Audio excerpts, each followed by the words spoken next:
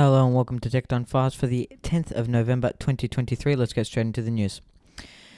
Tech startup Humane has released a new AI pin clip that attaches to your shirt or pocket for just $699 US. Now, I don't know if that's meant to be a cheap price or not, but we've never seen something like this.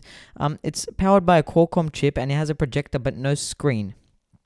Which can project to basically your palm. Now, it's meant to be an alternative to a smartphone and take over our smartphones forever, but I don't think that's going to happen because, well, too many people have smartphones, and this just sounds stupid.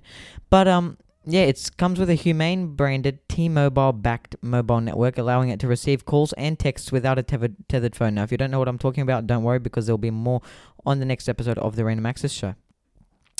Google has called on the European Union to force Apple to bring iMessage into fair play with Android phones.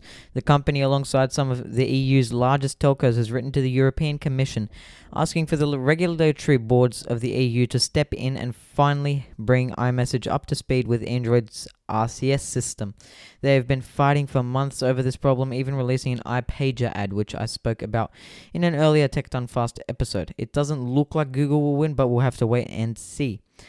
Microsoft has been doing their usual thing and annoying everybody lately by asking users why they tried to close OneDrive. That's right, next time you try to quit OneDrive on your PC, you're likely to have a survey ask you why you've decided to close the application.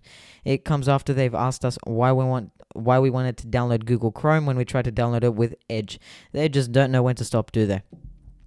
And I was bound to mention it, but Optus, the second largest telco in Australia, had an outage this week affecting over 10 million users.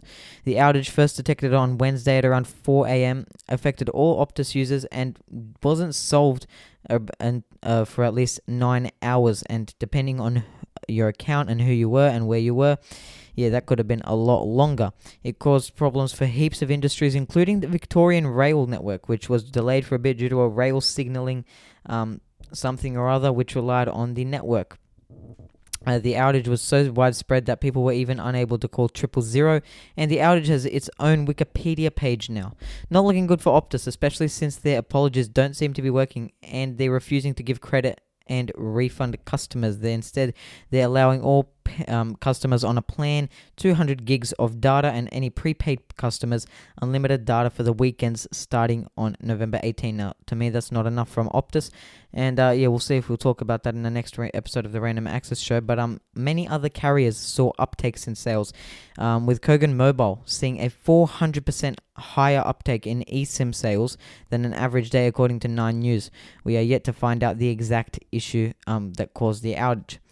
And popular random video chat app Omegle has been shut down by its founder after 14 years of activity. According to founder Leif K. Brooks, which I don't think I'm pronouncing that name properly, but I tried my best.